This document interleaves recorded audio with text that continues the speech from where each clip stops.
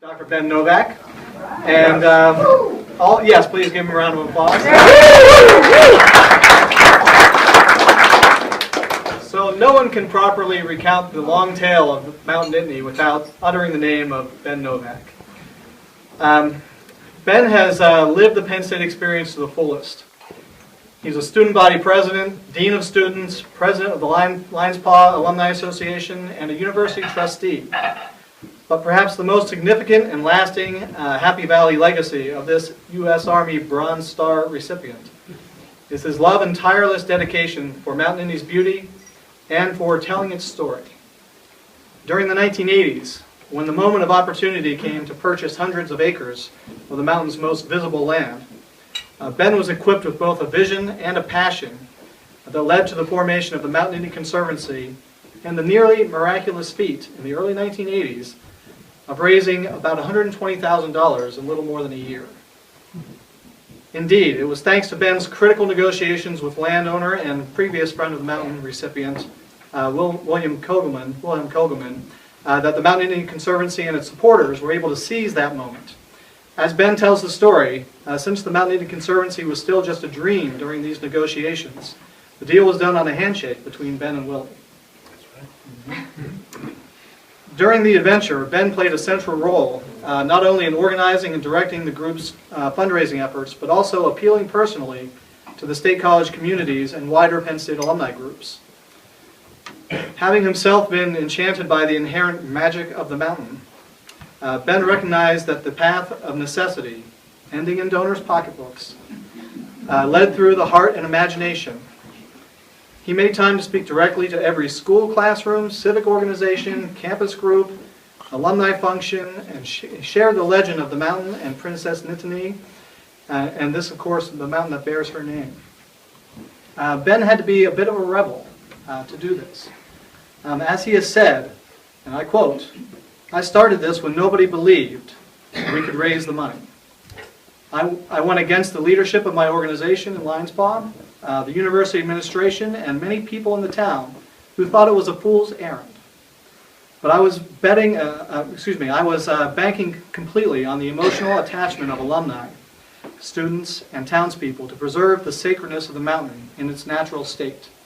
I bet everything on that, and it came through." Ben continues to tell the story of the mountain today, and so we are very pleased this evening to honor Ben Novak, who so richly deserves to be called Friend of the Mountain.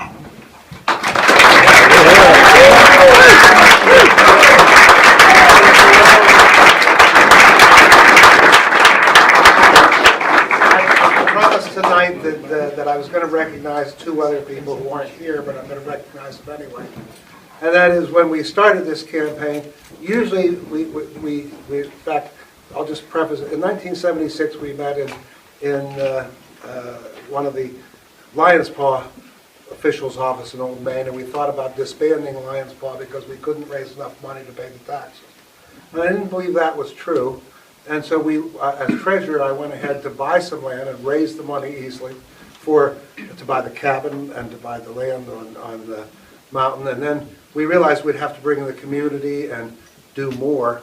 So we then got this opportunity that Jeff's talked about to buy this land for $120,000. Well, there were a lot of expenses to that, so we had to raise about $150,000, and we did it in 8 months, not a year. But the campaign was different than almost any other campaign because, you know, at the university or anybody who starts a major fundraising campaign, you assure all the big donors before you announce the campaign. And you have all those in place, and then you announce you're going to have a campaign. Well, we had to do it the opposite way. We had no big donors, okay? And so we had to prove to the big donors there was all this feeling.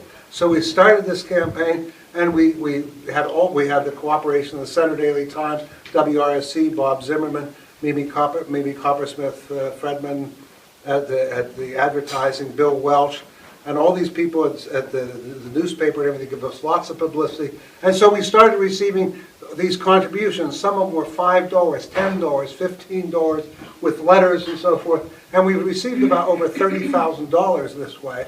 And my secretary, Marshall Walker, and my other secretary, Elaine Cardinal, they had to get all this mail. They had to write down every name. They had to send a thank you letter, enter the deposit, and so forth.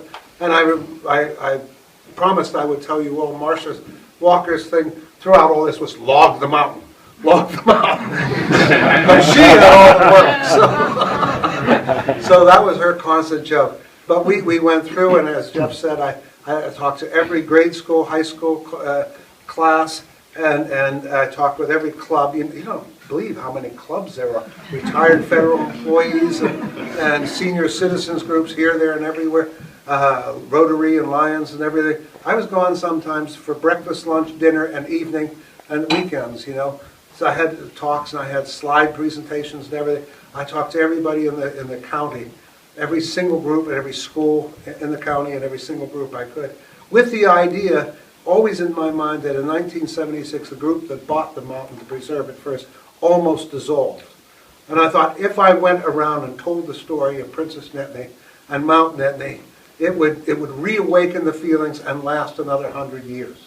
Okay, and that's why I'm so happy to be here tonight and traveled up here tonight, because here we are almost 30 years later, and it's still working. The magic is still working. So every talk I gave, everything we did was worth it, because the feeling for the mountain is here now throughout the entire county and the university community. So I thank you very much.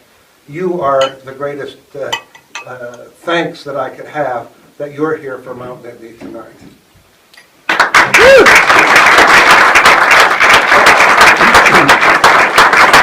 As always, we give everyone who wins the Friend of the Mountain Award a literal piece of the mountain. Thank you very much for coming. We hope you continue to enjoy conversing with everyone here this evening, and we appreciate your support for the mountain. So thank you very much, and we hope you will get up on the mountain and see some of the sights from up there on top of the mountain again. Have a good evening.